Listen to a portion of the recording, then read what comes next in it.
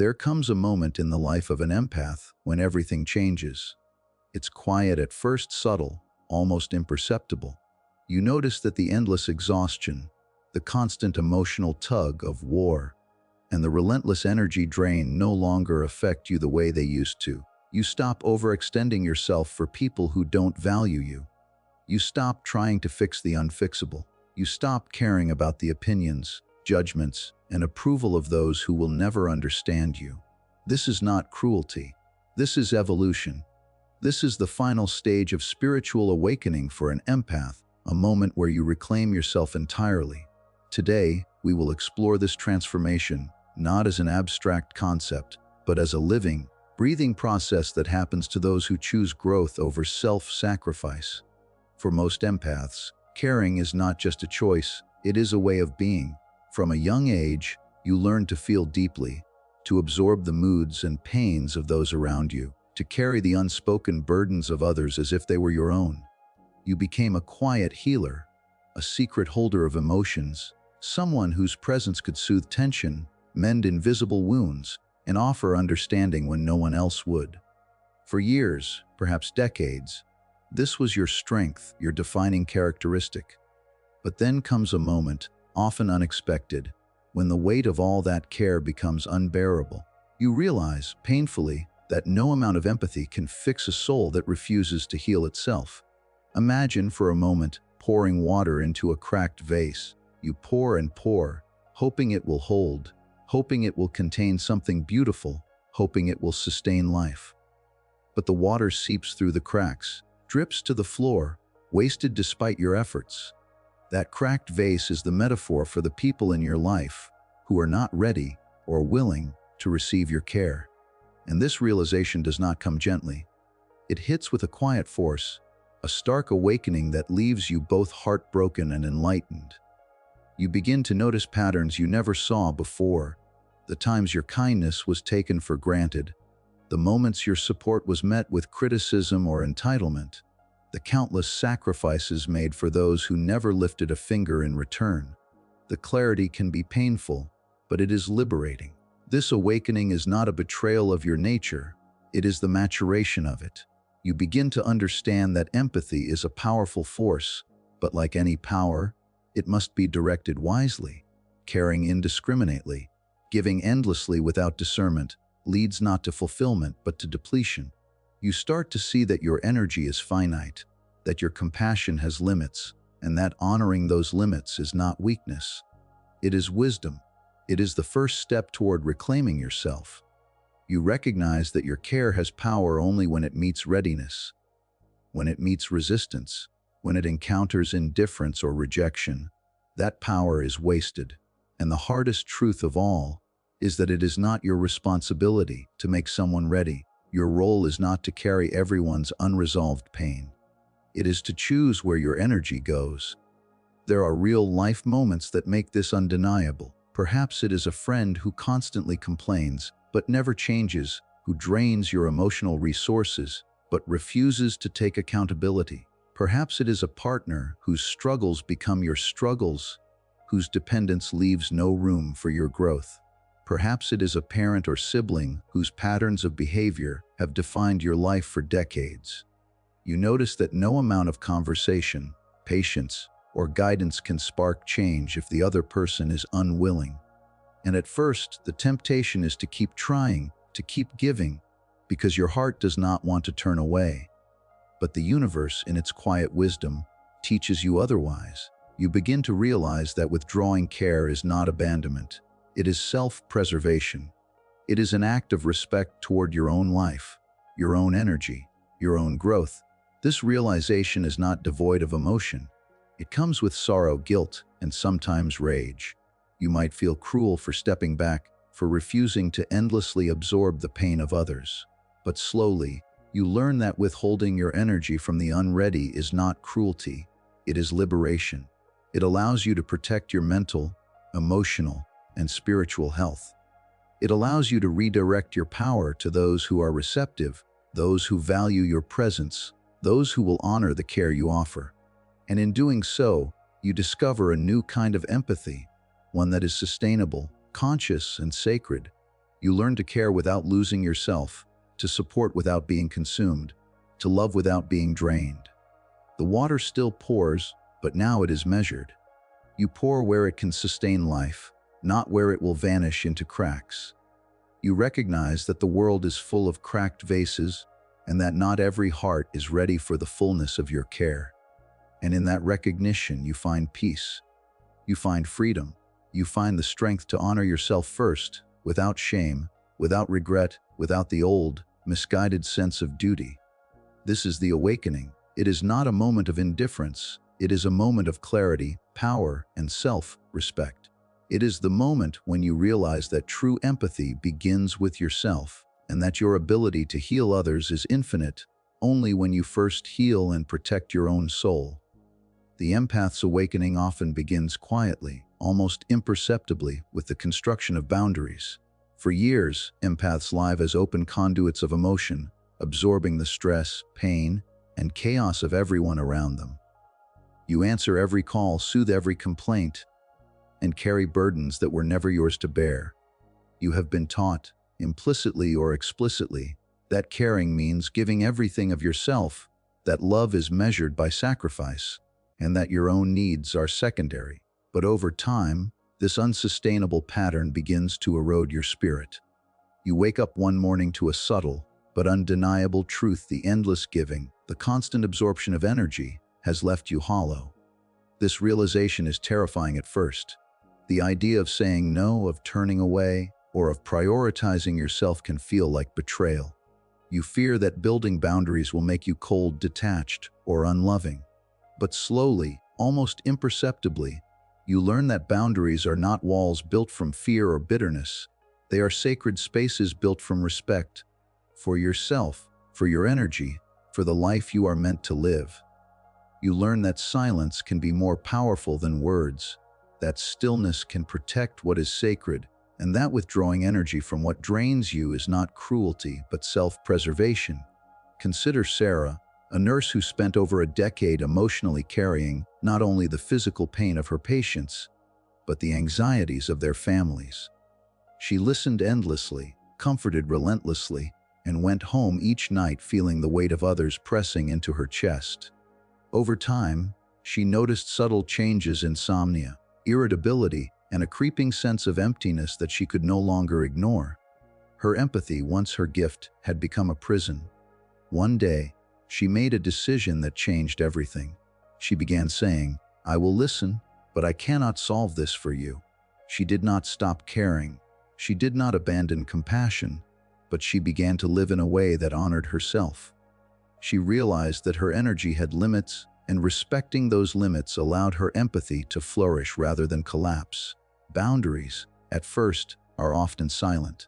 They are not announced with confrontation or anger. They are reflected in what you choose not to respond to, in the quiet turning away from drama, in the refusal to absorb chaos that is not yours. They are the invisible lines that protect your mind, heart, and soul.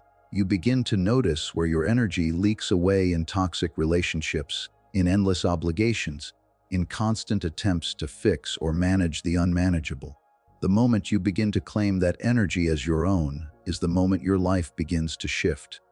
You realize that saying no, declining a request, or simply walking away does not make you unkind. It makes you strong, aware, and alive. The paradox of boundaries is that they do not diminish empathy, they enhance it. When you are no longer depleted, your care becomes deliberate, conscious, and sustainable.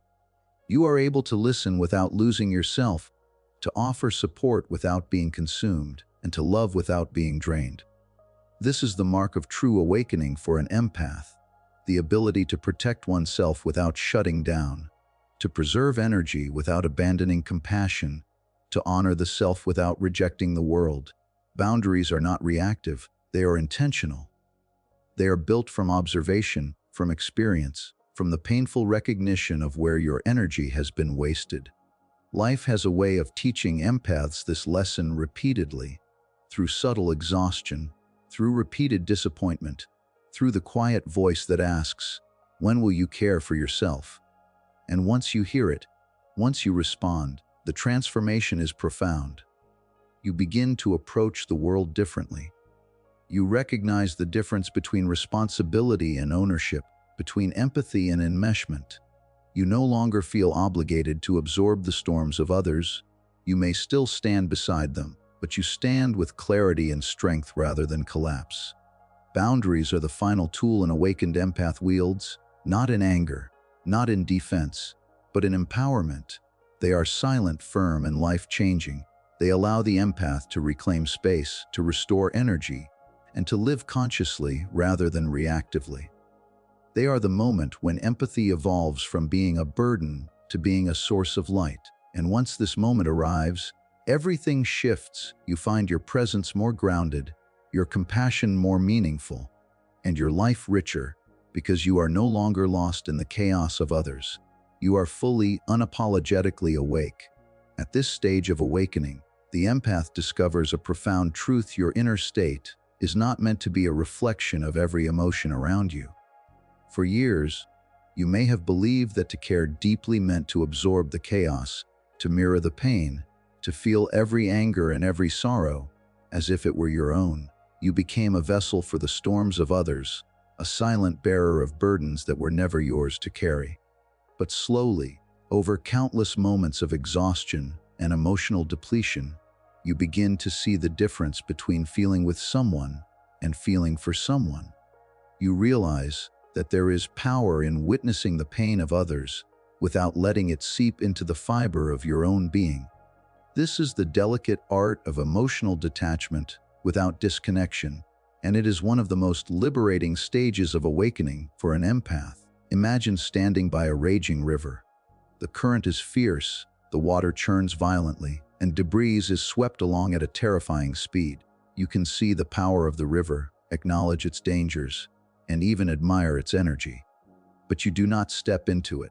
You do not allow yourself to be carried away because you understand that your safety, your stability, and your ability to act meaningfully depend on remaining grounded. This is precisely how emotional detachment works. You can witness the anger, the fear, the chaos in someone else's life. You can offer guidance, a listening ear, or a gentle word of support, but you no longer collapse under the weight of their unresolved pain. You no longer let their turmoil dictate your thoughts, your mood, or your sense of self-worth. This is not coldness or indifference. It is not turning your back on the suffering of others. On the contrary, it is the full embrace of empathy in its most sustainable form. When you stop being swept away by emotional torrents, you create a space in which true compassion can thrive. You begin to act from clarity rather than reaction, from understanding rather than obligation. You can support without sacrificing your own energy. You can love without losing yourself. And you can guide without being consumed. Take the example of David, a social worker who spent years deeply invested in the trauma of the families he served. Every story of loss, neglect, and struggle became a weight on his chest. His sleep was restless. His mind constantly replayed the pain he witnessed, and his heart felt perpetually stretched thin. Then, slowly, he began to practice emotional detachment without disconnection. He learned to acknowledge the suffering he encountered, to listen fully, and to respond with care, but without absorbing the trauma into his own being. The result was astonishing. His effectiveness increased, his stress decreased, and his relationships, both personal and professional, flourished.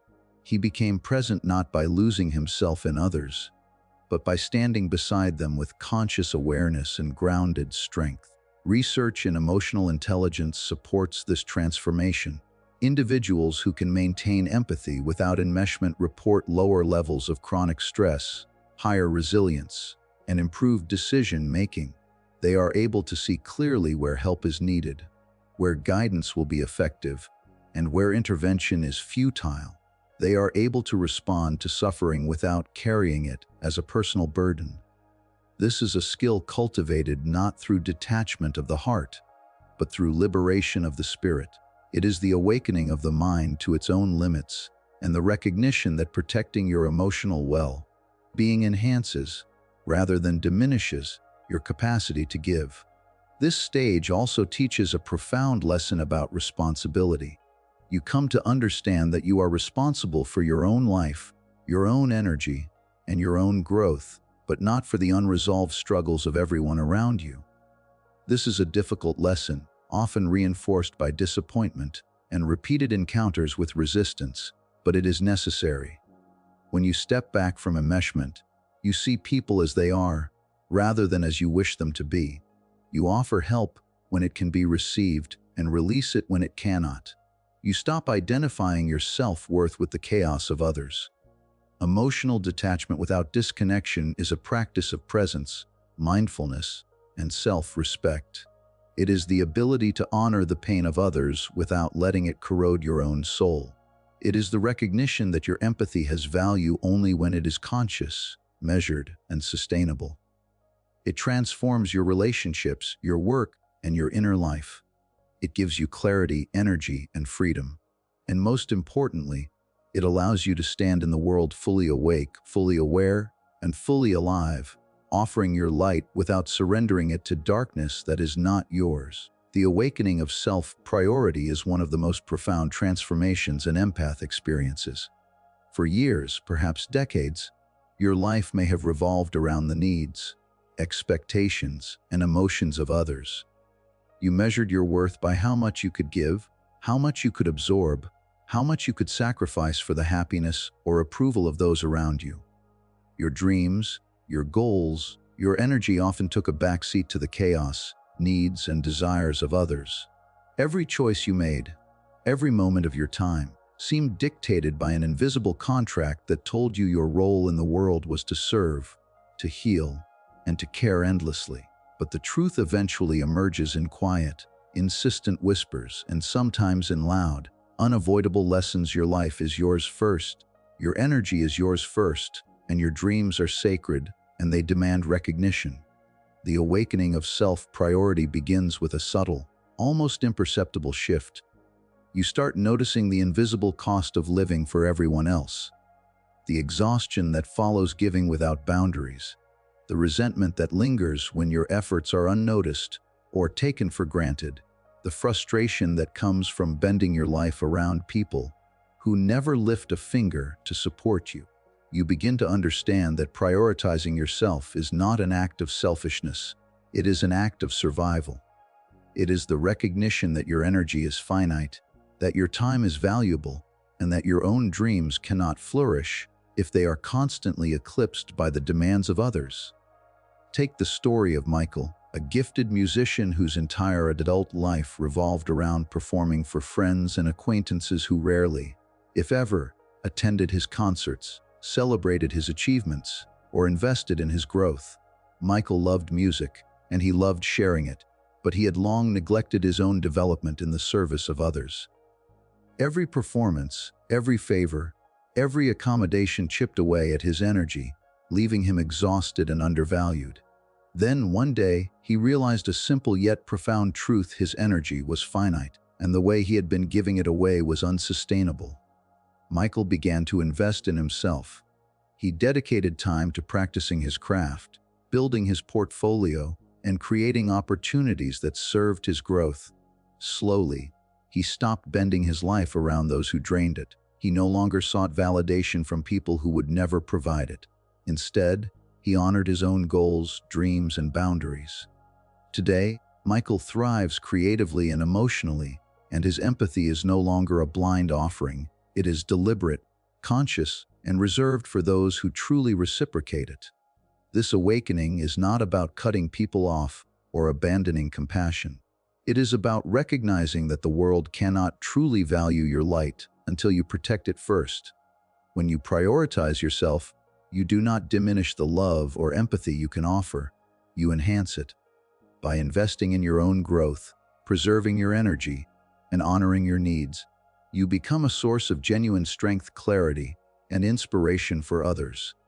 Your presence becomes magnetic, not because it is available to everyone, but because it is grounded, conscious, and empowered. The journey towards self-priority is often fraught with internal conflict. For empaths, the instinct to give, to care, to sacrifice is deeply ingrained. Saying no can feel like betrayal. Setting limits can feel like coldness. Turning your focus inward can trigger guilt, especially if you have spent years measuring your worth by how indispensable you were to others. But every time you resist that instinct and choose yourself, you are reinforcing a deeper truth: your life, your energy, and your dreams are sacred. They deserve attention, protection, and deliberate cultivation.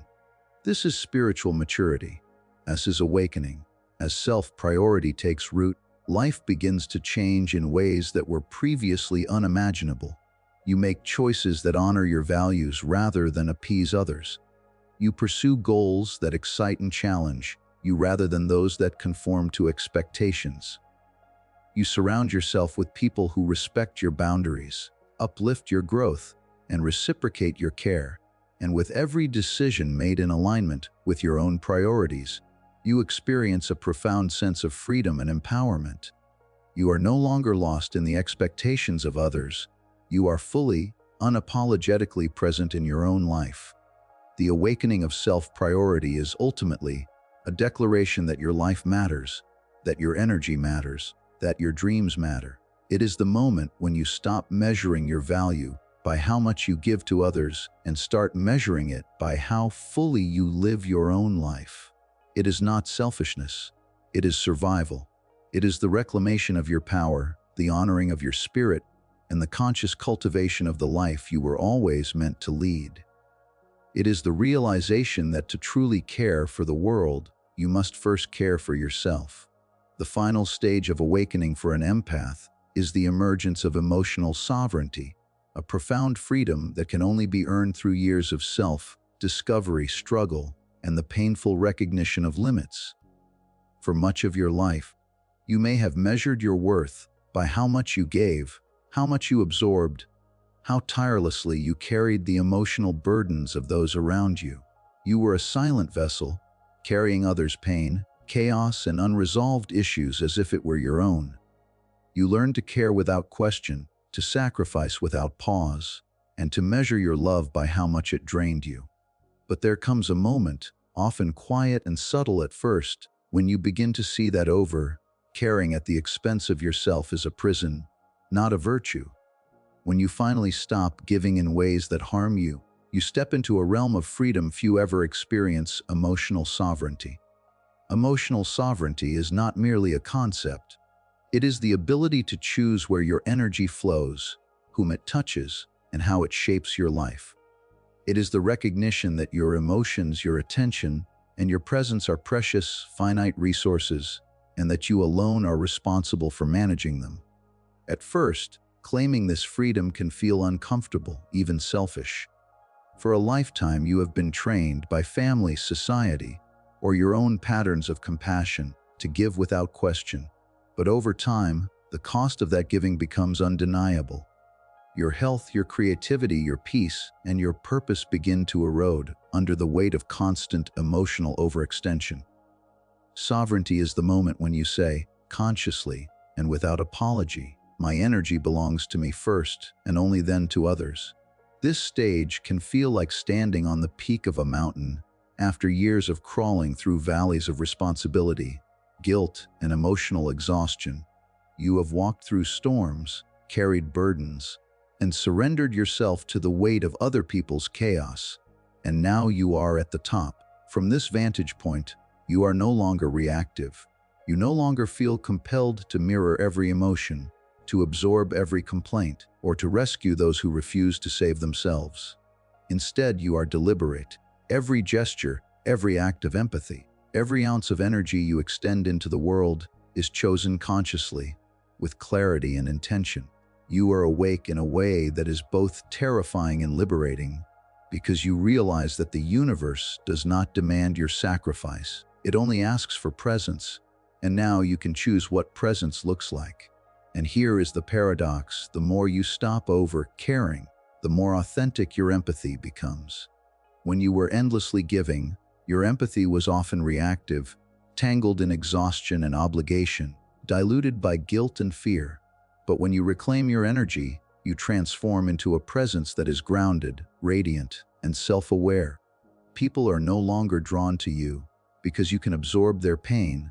They are drawn to you because of the clarity, strength, and light that radiates from a person who knows and protects their own boundaries. Authentic empathy, unlike unchecked caring, does not drain, it uplifts. It does not consume, it empowers.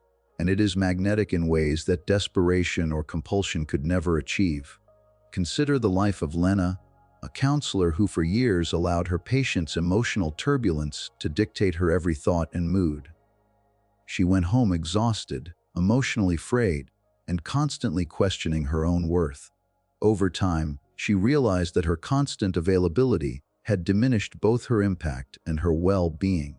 She began to practice emotional sovereignty. She decided which issues required her attention, when to listen fully, and when to step back without guilt. Gradually, she noticed a profound shift. She could offer more depth, more clarity, and more transformative support because she was no longer drained.